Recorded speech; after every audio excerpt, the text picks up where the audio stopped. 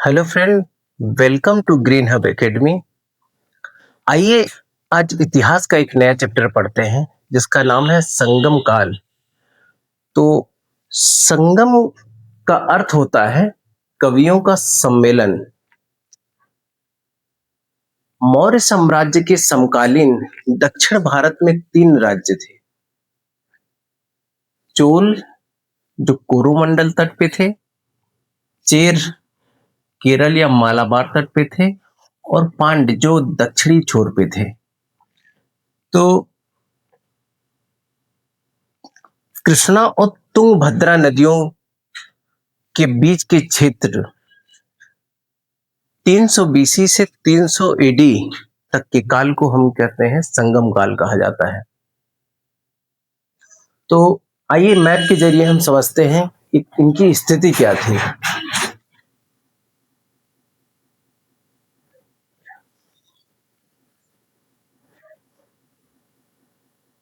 यहाँ पे है पेन्नार नदी,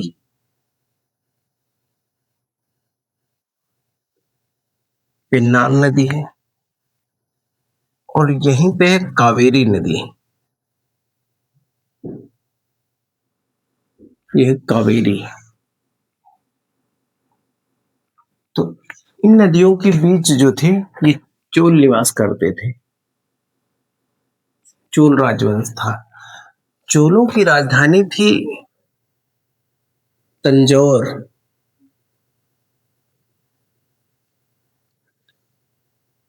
तंजौर या उरैयूर।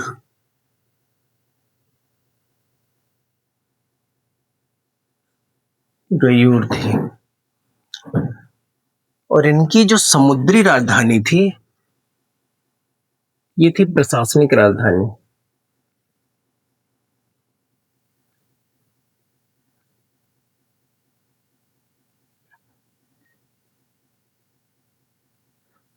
और इनकी समुद्री राजधानी थी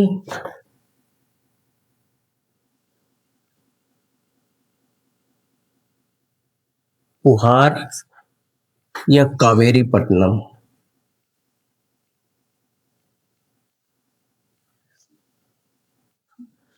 ये थी समुद्री राजधानी।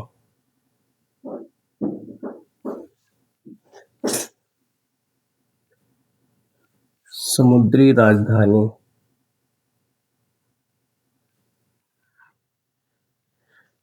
चोलों का जो राज चिन्ह था, इनका जो राज चिन्ह था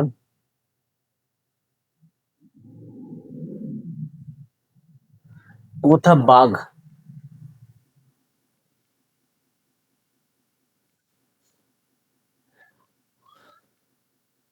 और ये है, यहीं पे है पेरियार नदी। ये है पेरियार, पेरियार नदी। तो इसके आसपास जो क्षेत्र थे यहाँ पे निवास करते थे चेर। चेर का अर्थ होता है पर्वतीय। पर्वतीय। और चोल का अर्थ होता है नव देश या नया देश। इसका अर्थ है नया देश। तो चोलों की जो राजधानी थी ये थी वांजी। वांजी या करुयूर।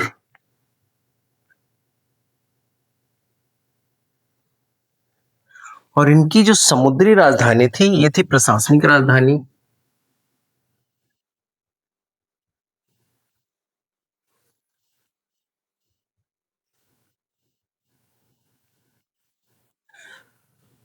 और इनकी जो समुद्री राजधानी थी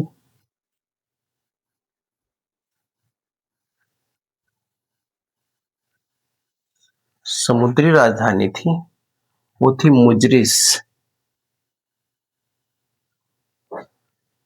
मुजरिस। और इनका जो राज्य चिन्ह था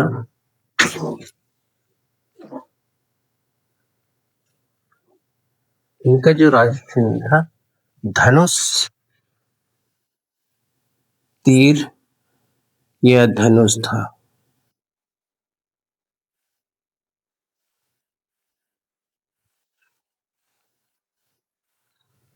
और यहाँ पे है ताम्रपर्णी नदी। यह है ताम्रपर्णी नदी। और यहाँ पे निवास जो करते थे इस क्षेत्र में, ये पांड्य थे। पांड्य, तो पांड्य का अर्थ होता है प्राचीन देश।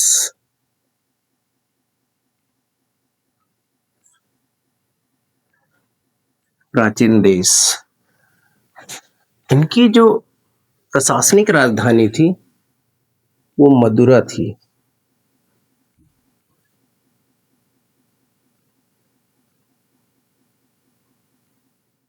मदुरै थी, या मदुराई भी बोलते हैं उसको। ये थी प्रशासनिक राजधानी।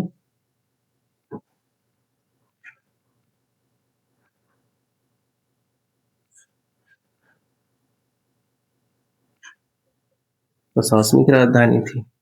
इनकी समुद्री जो राजधानी थी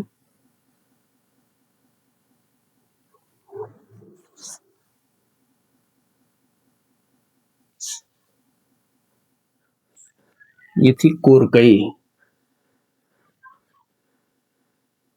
कोरकई।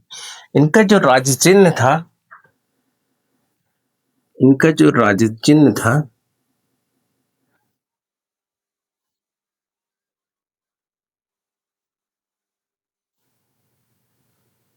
ये मछली था।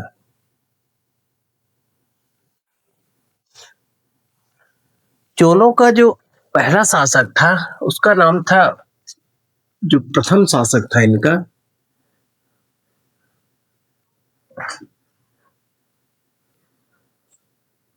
प्रथम शासक, उसका नाम था उर्वरहर्य।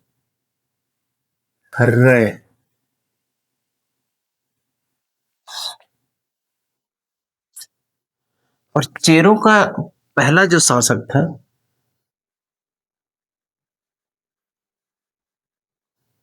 शासक था, उसका नाम था उदयन। उदयन। पांड्यों का प्रथम शासक था नेडियोन। उनका जो प्रथम शासक था वो था नेडियोन। तो ये थी इनकी स्थिति। अब आइए जानते हैं जो तीन संगम हुए हैं। तो संगम काल में जो है तीन संगम हुए थे। पहला था, जो प्रथम संगम हुआ था,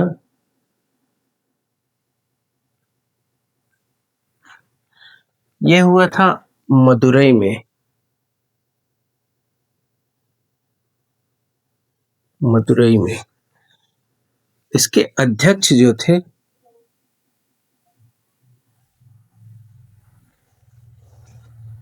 ये थे अगस्त्य ऋषि।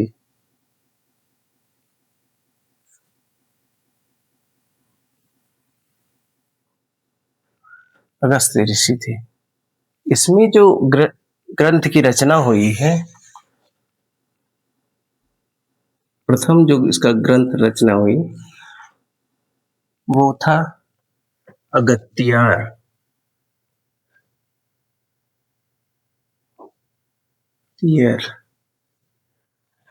या अगत्तम भी बोला जाता है इसको, या इसको बोलते हैं अगत्तियम।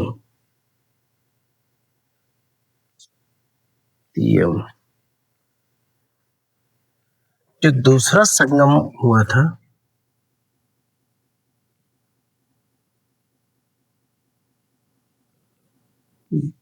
द्वितीय हुआ था, सेकंड जो हुआ था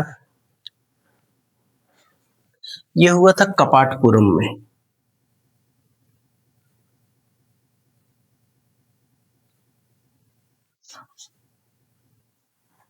इसके अध्यक्ष जो थे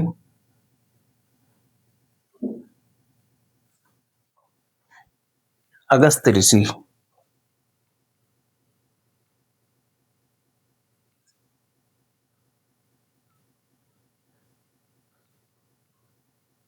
यह तोलकापियर थे।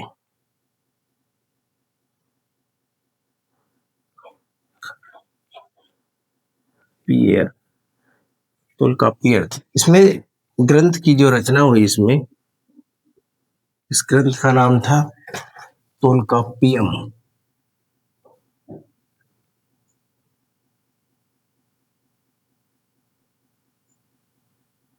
तोलकाप्पियम। जो तीसरा संगम हुआ था,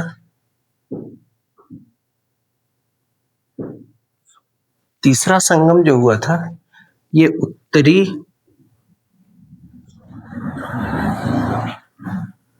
मदुरई में हुआ था और इसके अध्यक्ष थे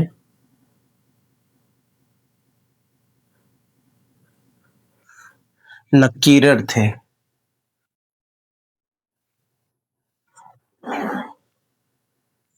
इसके जो अध्यक्ष थे वो नक्कीरर थे और इसमें जो ग्रंथ की रचना हुई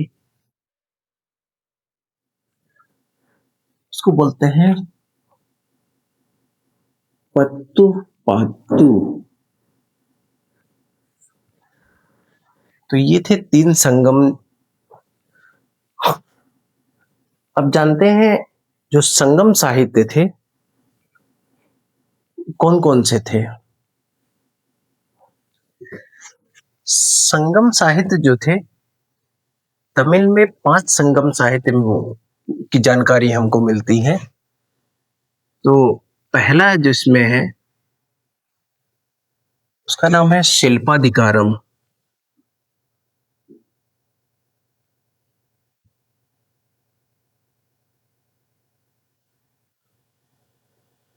शिल्पाधिकारम। दूसरा है मणिमेखलय।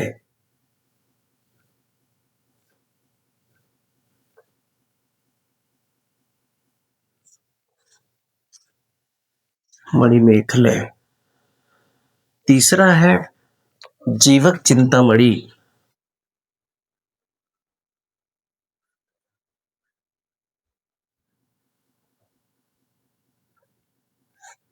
जीवक चिंतामणि। चौथा है कुंडलकेशी।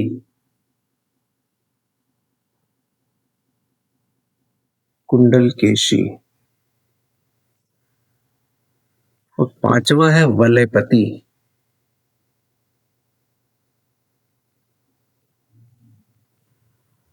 जिसमें से 3 जो साहित्य हैं संगम साहित्य, इनकी हमको जानकारी है, 2 की जानकारी जो है इसकी विषय में जानकारी उपलब्ध नहीं है।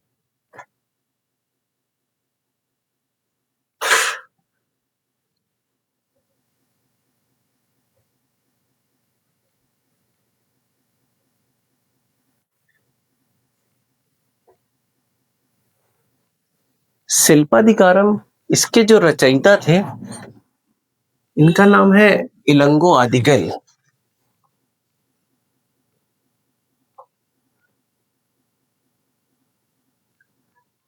इलंगो आदिगल। तो शिल्पाधिकारम जो है इसमें ये एक प्रेम कथा है। इसमें पायल नुपुर की कहानी है,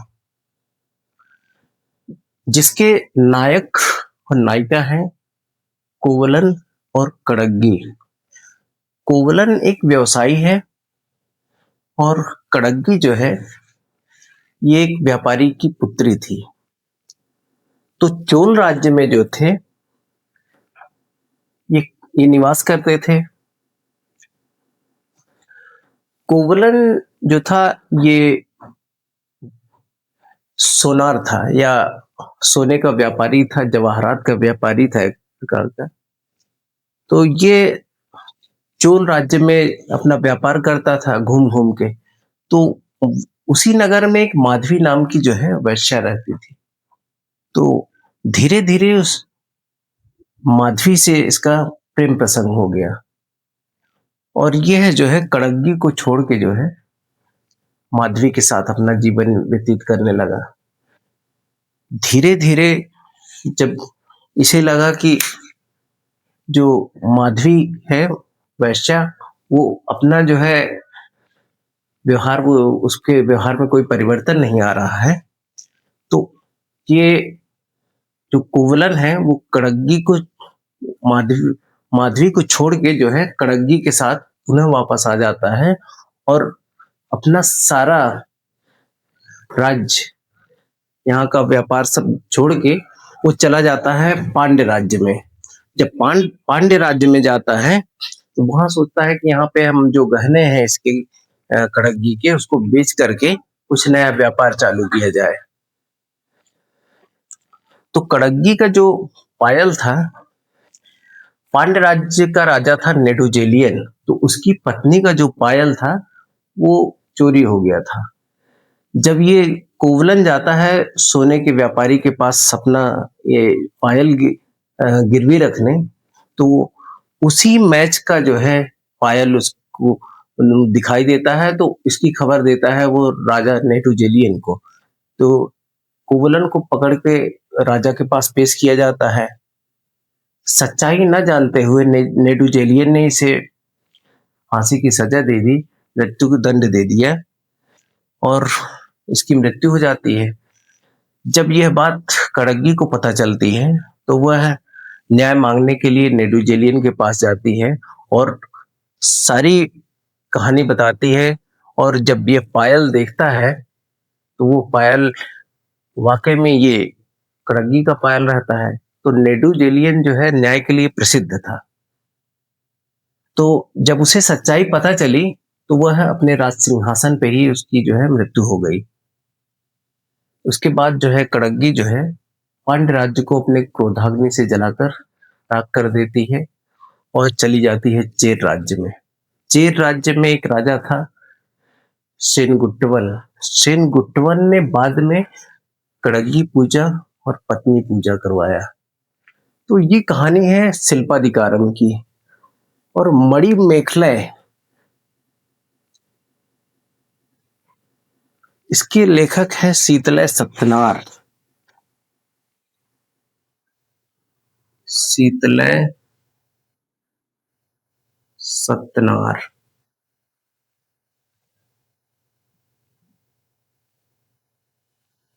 यह एक बौद्ध लेखक थे। तो शिल्पाधिकारम की कहानी जहां से समाप्त होती है वहीं से मणिमेखलय की जो है कहानी स्टार्ट होती है। मणिमेखलय जो थी कोवलन की जो पत्नी थी माधवी, उससे उत्पन्न कन्या थी, जो बाद में जो है बौद्ध धर्म ग्रहण कर लेती है। तो इसके जो रचनाकार थे वो शीतलय सत्यनारायण थे। जीवक चिंतामणि के जो लेखक हैं उनका नाम है तिरक्तक देवर।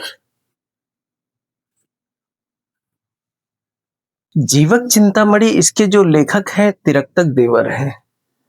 जीवक चिंतामणि को इसको बोला जाता है मणिनूल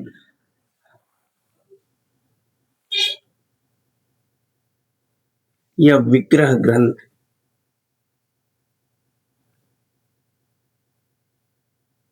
कहा जाता है। और मणिमेखलय जो है इसको बोलते हैं तमिल साहित्य का ओडिसी।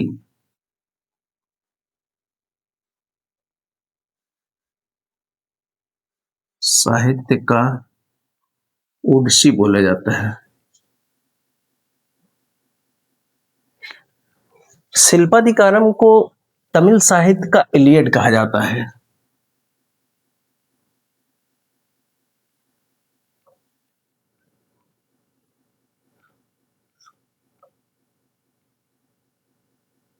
इलियड कहा जाता है।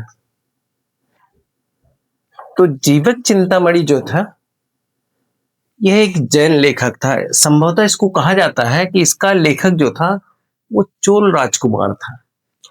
इसका जो नायक है वो जीवन जो है वो अपने पराक्रम से 8 रानियों से विवाह कर आनंद पूर्वक जीवन व्यतीत करता है, लेकिन बाद में यह जैन भिक्षु बन जाता है।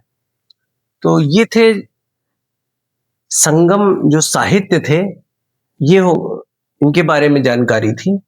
अब आइए जानते हैं संगम काल के राज्यों के जो राजा थे, उनका क्रम क्या था, उनके बारे में जानते हैं। तो आइए जानते हैं प्रमुख राजवंशों और उनके शासकों के बारे में, इनका क्रम क्या था। तो सबसे पहले जानते हैं हम चोल राज्य के बारे में। तो चोलों की जो स्थिति थी वो पेन्नार और वेल्लार नदियों के तट के बीच थी।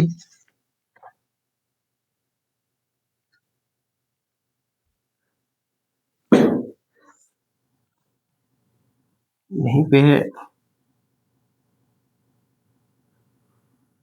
पेन्नार, ये है वेल्लार, या तो यहीं पे है कावेरी बोल सकते हैं, कावेरी। यहाँ पे थे चोल।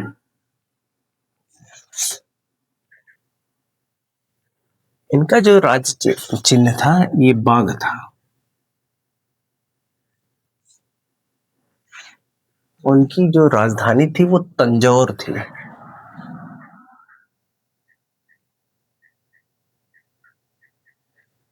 तंजौर थी वो राजधानी। ठीक है। चोलों का अर्थ होता है नया देश।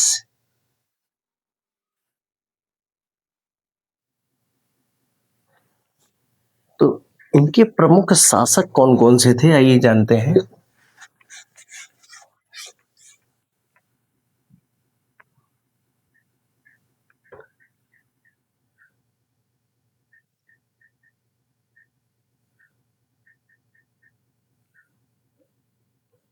प्रमुख शासक चोल। उनका जो पहला शासक था उसका नाम है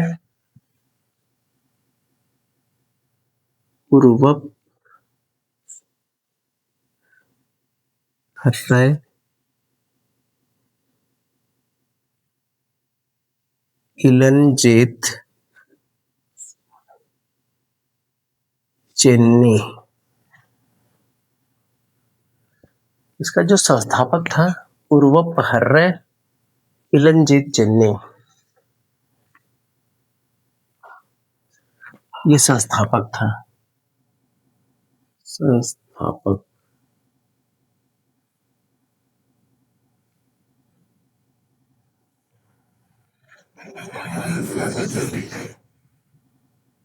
और जो दूसरा शासक था उसका नाम था इलारा।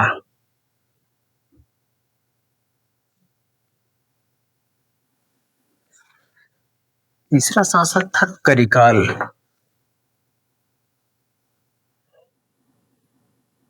करिकाल चोल शासकों में ये सबसे महत्वपूर्ण शासक था,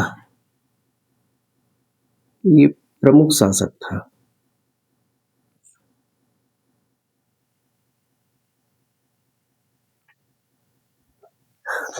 करिकाल का अर्थ होता है पांव जला व्यक्ति।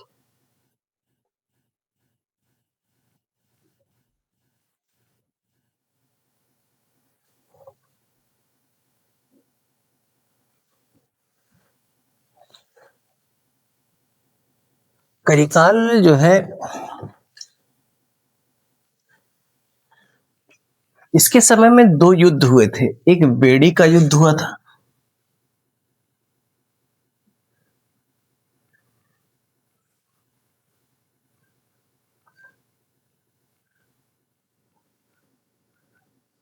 बेड़ी के युद्ध में इसने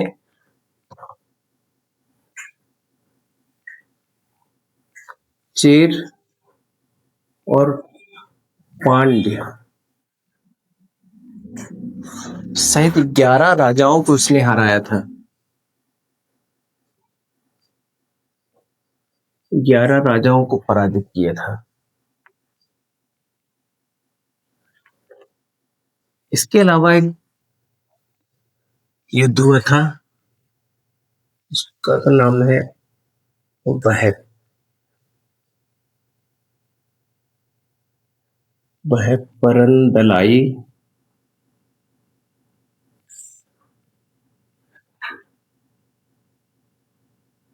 का युद्ध। इसमें जो है 9 छोटे छोटे राजाओं को हराया था इसमें।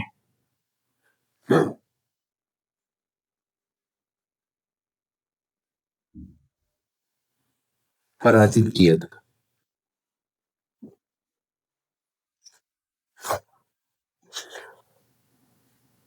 करिकाल ने जो है श्रीलंका पर विजय की थी। ये जो था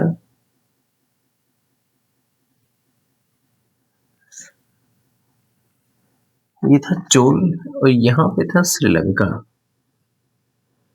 तो इसने जो है श्रीलंका पर जो है ये विजय किया था।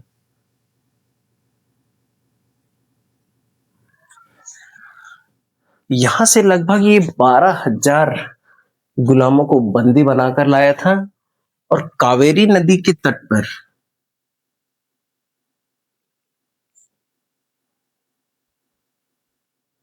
कावेरी नदी पर 160 किलोमीटर जो है लंबे पुल का निर्माण इन्हीं गुलामों से करवाया था। 12,000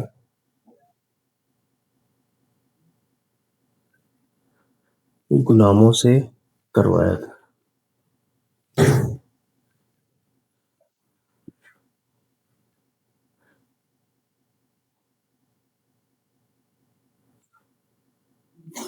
इसने जो है पुहार की स्थापना करवाई थी। पुहार जो थी इसकी स्थापना की थी पुहार या कावेरी पट्टनम।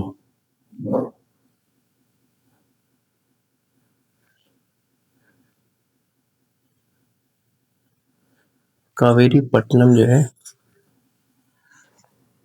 इसकी स्थापना की करवाया था पट्टनम।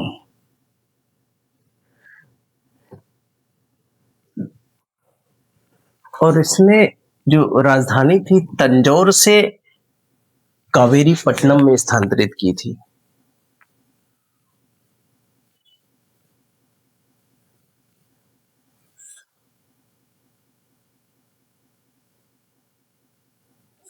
तंजौर से कावेरी स्थानांतरित की थी। और इसने वैदिक यज्ञ भी करवाए थे।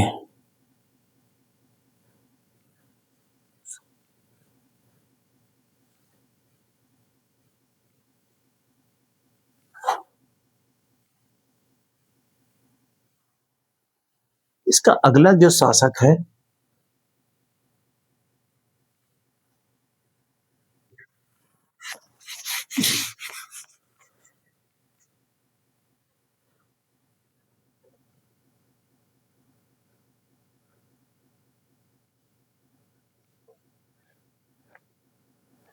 इसका जो अगला शासक है उसका नाम है पेरुनर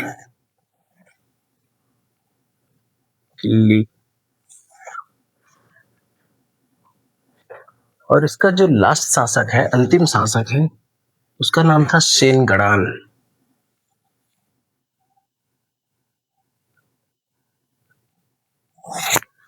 सेनगणान जो था वो पूर्व जन्म में मकड़ा था।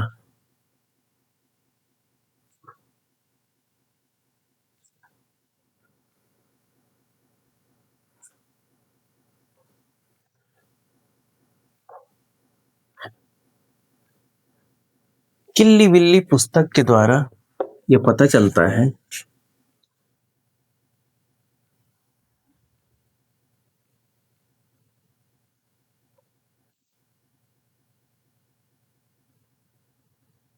पुस्तक से ये पता चलता है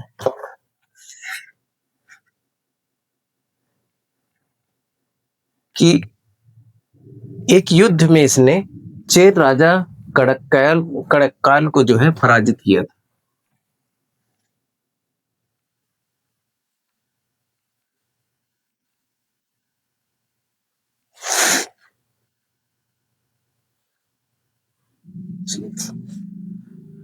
कड़ककाल।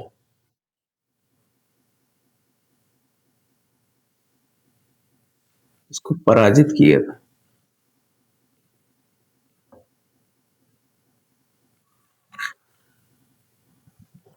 चेरों का जो समय था वो चौथी या पांचवी सदी तक था। इसके बाद इनका इतिहास जो है अंधकारमय हो जाता है और 9वीं शताब्दी में जो है इनका इनकी जो स्थापना करता है वो विजयालय करता है। तो ये था चोलों का इतिहास। आइए जानते हैं चेर राजवंश के बारे में।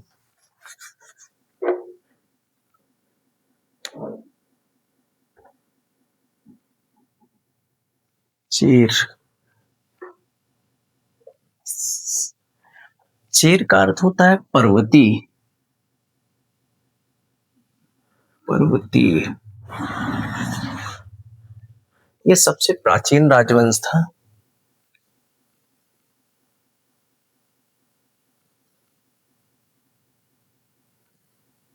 राजवंश था।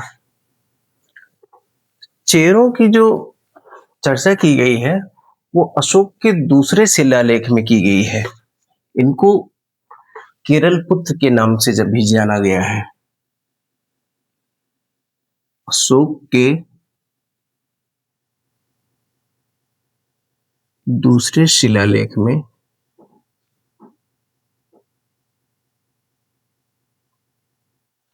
केरल पुत्र के नाम से जाना जाता है। पुत्र के नाम से जाना गया है।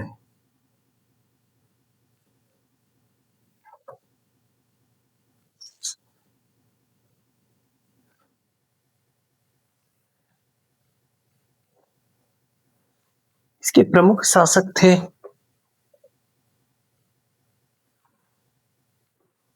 इनका पहला जो शासक था उदयन जेरल। ये प्रथम शासक था।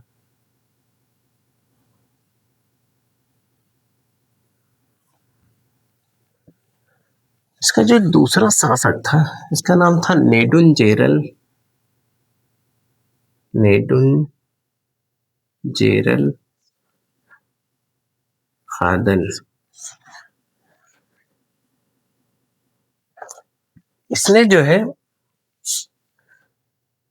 हिमालय तक जो है इसने विजय प्राप्त की थी और अपना जो चेर राज्य चिन्ह था वहां पर ले जाके इसने जो है स्थापित किया था और इसने 7 राजाओं को पराजित किया था।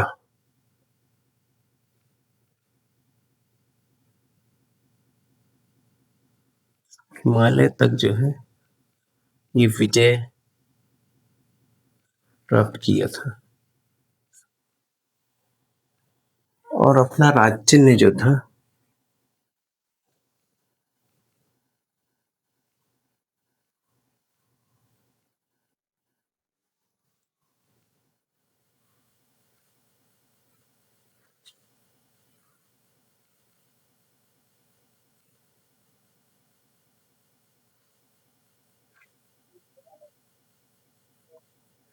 इसका जो अगला शासक था इसका नाम था कुट्टवन।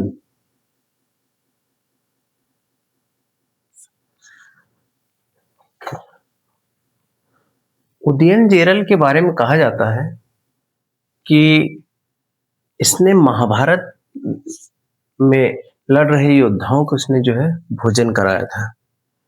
इसके अलावा इसका एक शासक है शेन गुट्टवन।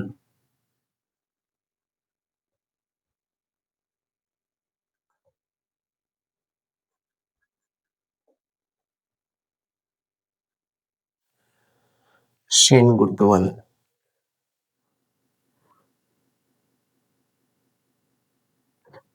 शेन गुट्टवन को जो है लाल चेर या भला चेर कहते हैं। इसे लाल चेर या भला चेर कहते हैं। सेनगुट्टवन जो है शिल्पाधिकारम के अनुसार, शिल्पाधिकारम के अनुसार इसने जो है कड़ग्गी पूजा या पत्नी पूजा करवाया था।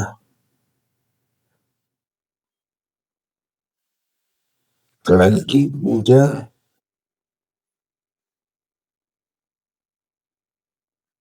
पत्नी पूजा करवाया था। और इसमें समुद्र को पीछे धकेलने वाला की उपाधि धारण की थी।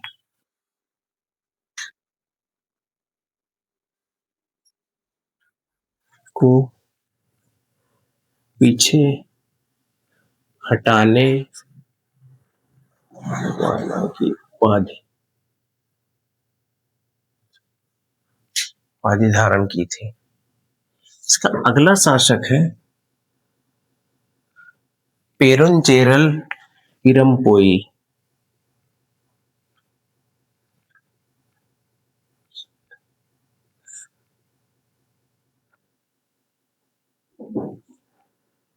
इसके बारे में कहा जाता था कि इसने सर्वप्रथम गन्ने की खेती जो है की शुरुआत की।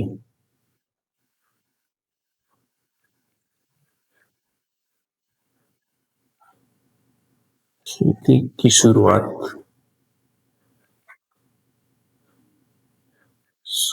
की। इसका अगला शासक है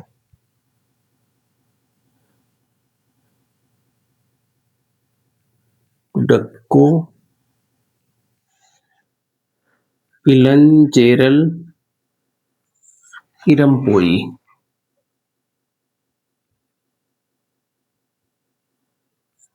और ये चेर राजवंश का जो है सबसे अंतिम शासक था।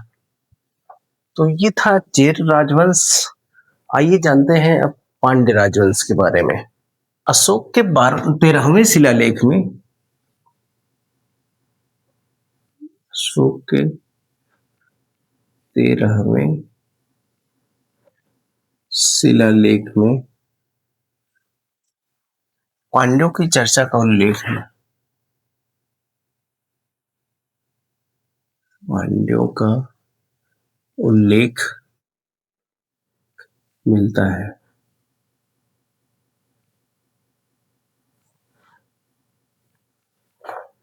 आइए इनके प्रमुख शासकों के बारे में जानते हैं। इनका पहला शासक था नेडियोन।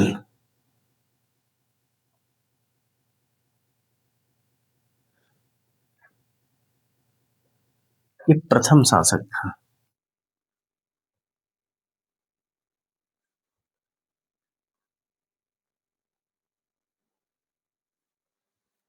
तो नेडियोन का अर्थ होता है लंबा आदमी। इसका जो अर्थ होता है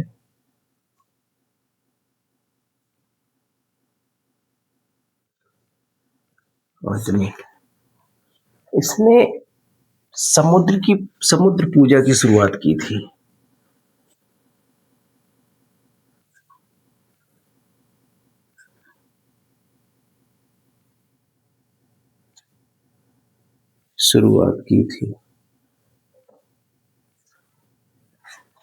इसका जो दूसरा शासक था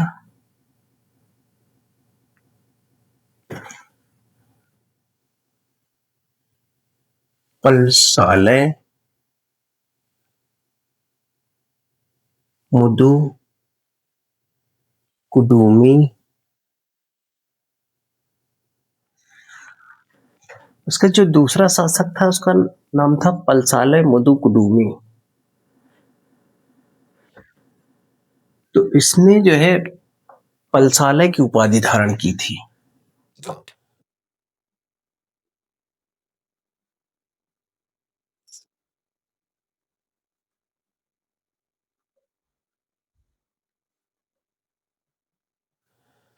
धारण की थी।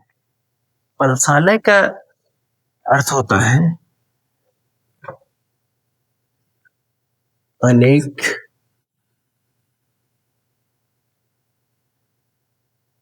यज्ञशालाओं का निर्माण करने वाला।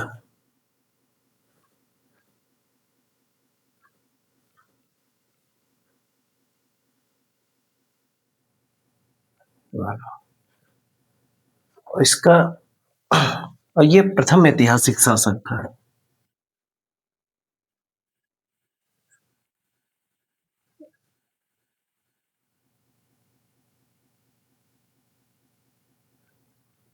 शासक था। इसका अगला शासक था नेडुजेलियन।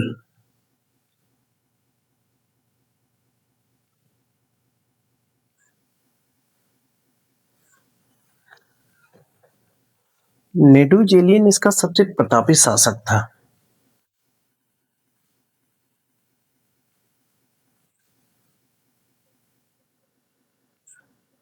सबसे प्रतापी शासक था।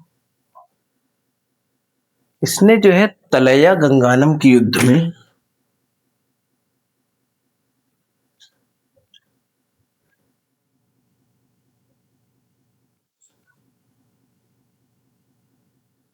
तलैया गंगानम के युद्ध में चोल और चेर राजाओं सहित 5 मित्र गुटों को उसने पराजित किया था।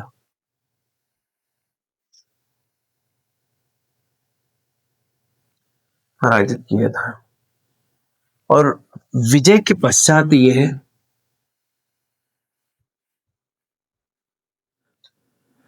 तलैया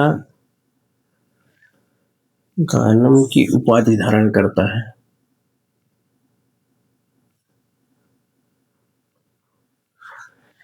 तलैया गंगानम की उपाधि धारण करता है। शिल्पाधिकारम के अनुसार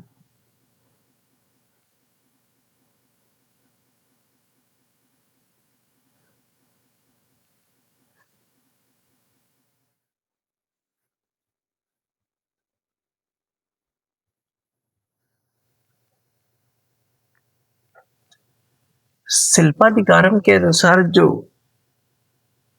इसका नायक है कोवलन, इसने उसको मृत्यु दंड की सजा दी थी। कोवलन को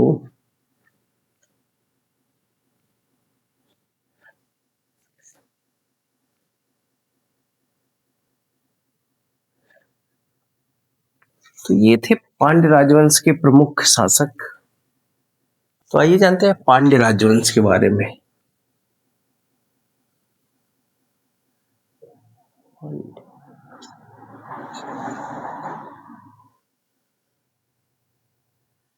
पांड्य का अर्थ है प्राचीन देश।